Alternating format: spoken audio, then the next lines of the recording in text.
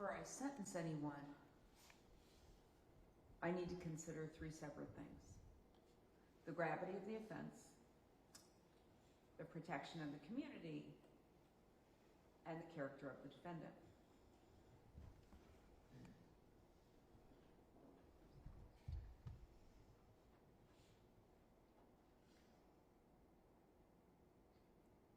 When I sentence someone on an intentional crime, let's say an intentional homicide,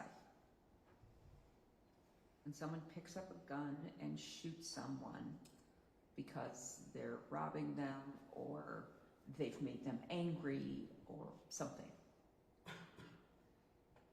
that's easier. It's senseless. But you're looking at someone who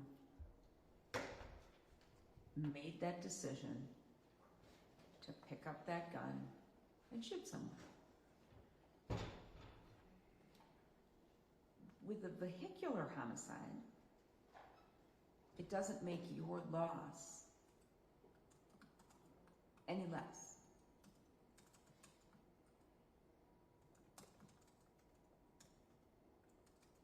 She's gone,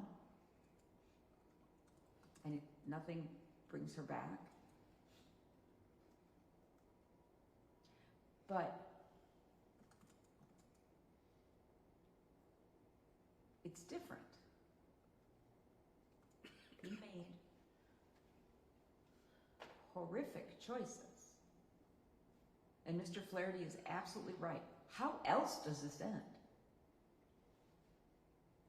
The fact that he didn't hit other cars at 6th and 7th. I mean, it's a road I travel every day. That he didn't smash into those two cars that were waiting patiently at the red light on 10. There could have been so many more victims.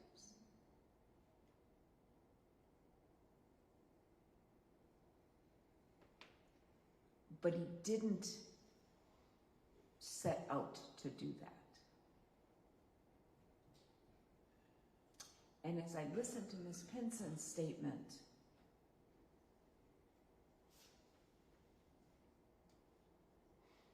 I was heartened to hear her say, I forgave you when this happened. And the reason that she forgave him is not for him. It's for her. And it's for her peace. Aria would not want her mother to suffer. I say that not because I ever met her, but because I have a mother. And I wouldn't want anyone to suffer carrying around a corrosive force within them. And I get the sense from your family that you will lovingly remember her. And I hope work to find your peace. Ms. Cole asked questions. Was this the first time? Yes. Is it the first time anything like this ever happened? I don't know, but it's the first time he's ever been caught drinking and driving. We can never know that, right?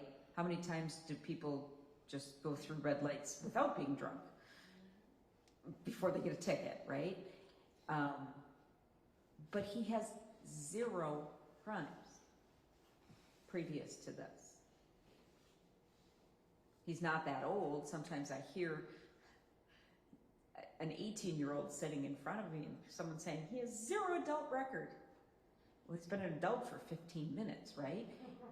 We're 5 years in, 6 years, depending on how you count it criminally, and nothing in the juvenile system. I mean, there's nothing. When I took Mr. Gomez's plea, I asked him when we were done if he had a military background. And the reason that I said that is I've never seen someone so clearly accepting every ounce of responsibility for his actions. Not only was it the fastest homicide plea I've ever seen, but it was the clearest. And I know that doesn't sound like it makes any sense, but I often get people when I'm asking them questions. One of the big questions I have to ask is, are you pleading guilty because you actually are guilty? I can't accept a guilty plea from someone who says, I didn't like my chances at trial, so I'll say I'm guilty. You have to actually say I'm guilty. And for every question I asked him, I got back, yes, ma'am. Yes, ma'am. Yes, ma'am, I understand. Yes, ma'am, I'm guilty. All of the questions. So I really believe that he is feeling the remorse that he described. And feeling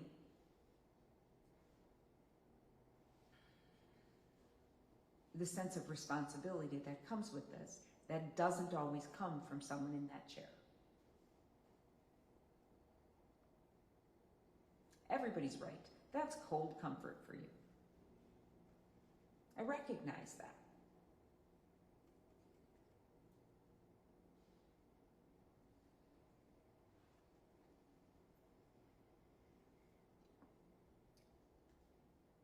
But the fact remains that it was your actions and your decisions that night. I don't know what would lead you. I suspect you don't know either, with the benefit of hindsight, to say, I'm going to get an excuse to leave work early. I'm going to go hit a bar. I'm going to scam my employer and find a car that I can just take for the night. I'm going to drive like a bat out of hell. I don't know what would possess you to anyone to do that. And I think if there was anything rational about it, you wouldn't have. But for whatever reason, you did, and we're here.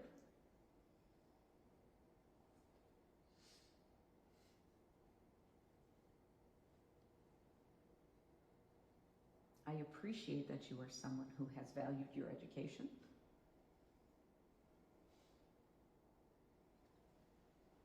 The law mandates that we go to school until we're out of high school. A lot of people don't do that, and it's not really widely enforced, but you not only did that, but you went to college. You were working.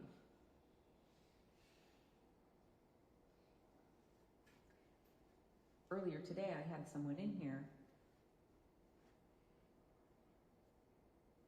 who's on probation for something, and his probation was just extended for the second time because he just can't manage to find a job.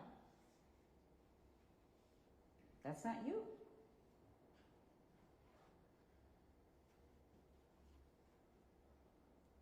Fact remains that she's gone forever.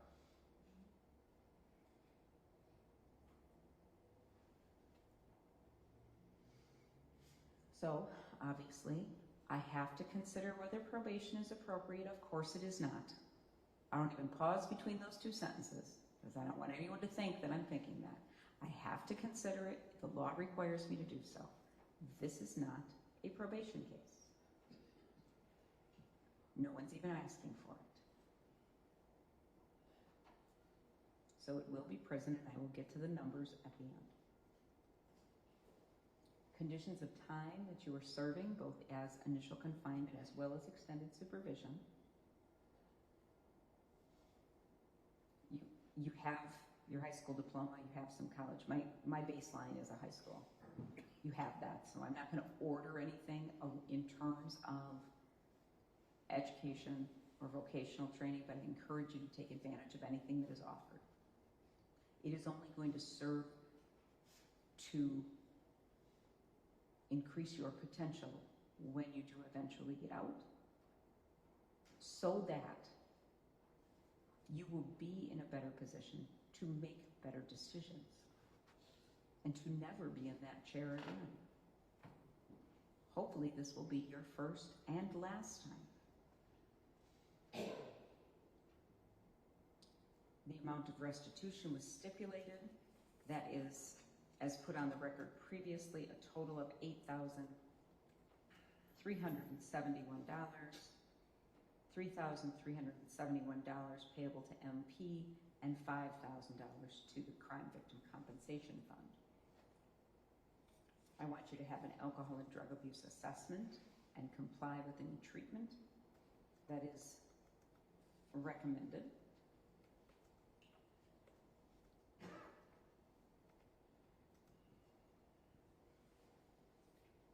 Any other conditions of your time when you are released on extended supervision eventually will be imposed by your agent, who will know you better by then. As far as sentence credit, you will have 114 days. I will apportion that in a moment. You will have to pay the DNA surcharge, as well as any mandatory costs, fees, and assessments. I'm going to waive any non-mandatory because you are indigent and I don't believe that you can pay those. That will all be due and payable from your prison funds, as well as the restitution amount, at a rate to be determined by the Department of Corrections, and that will be made payable as part of your extended supervision, and then if it's not paid, it will convert to a civil judgment. I'm going to find that due to the seriousness of this offense, you are not eligible for the Challenge Incarceration Program or the Substance Abuse Program. You may not have any firearms, as you are now a convicted felon. I want to speak to you about that. I don't know that you have any history with firearms, but I can't tell you how many people end up in front of me after having been convicted of something, being out, living their life, and they feel they need to get a gun for protection, and they end up going back to prison. You cannot have one. It is clear. There is not a gray area. You cannot, you should not, you shall never. And if you do that and you get caught with it, even if you are a victim of anything or anything else and the police find it, you probably will end up charged with it and likely will go to prison for it. Don't have a firearm. You cannot vote until your civil rights are restored. You may not possess body armor, as this is a violent felony as defined under Wisconsin law. Is the state seeking no contact order, or is that not anything that... I would leave that to the discretion of the agent on extended supervision. It probably would be during the first part rather than the second. I want to provide any protection that can be given. This is not anybody who knows anybody. I don't think this isn't. Sometimes the ties are much closer. Right. I mean, the only hesitation I make is if there is some attempt at restorative justice via the agent during extended supervision. Based on some of the comments I've heard today, that might be something that is fruitful and makes sense, and I wouldn't want to stand in the way of that. But I agree. So I'm going to leave that subject without imposing a no contact order.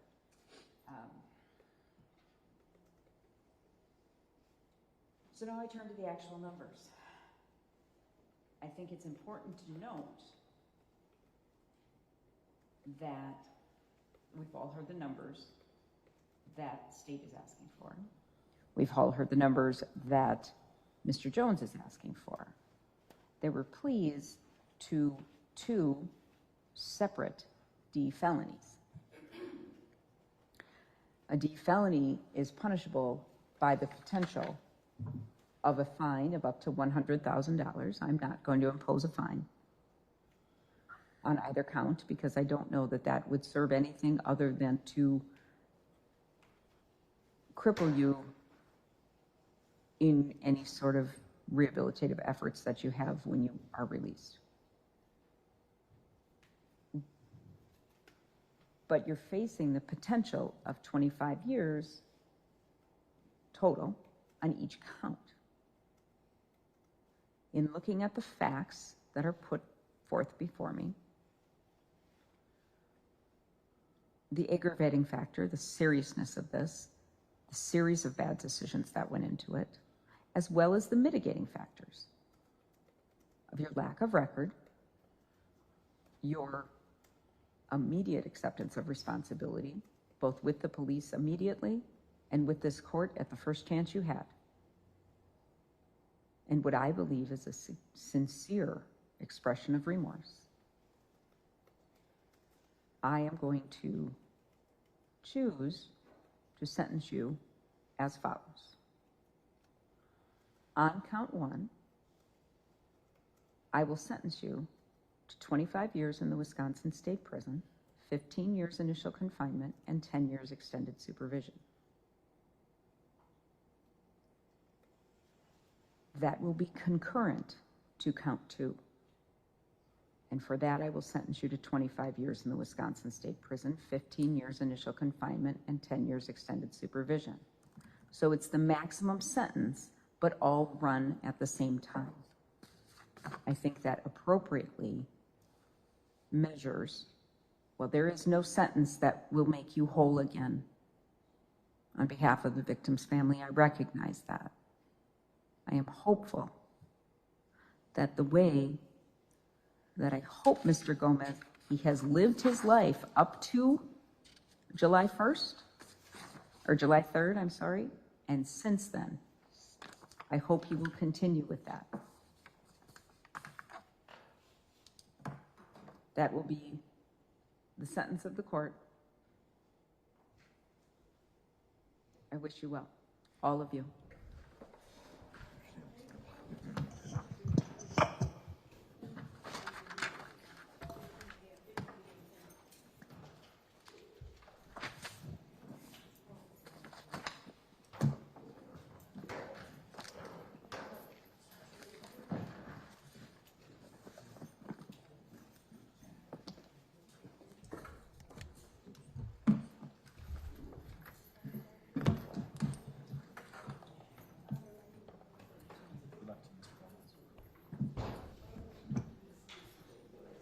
Awesome.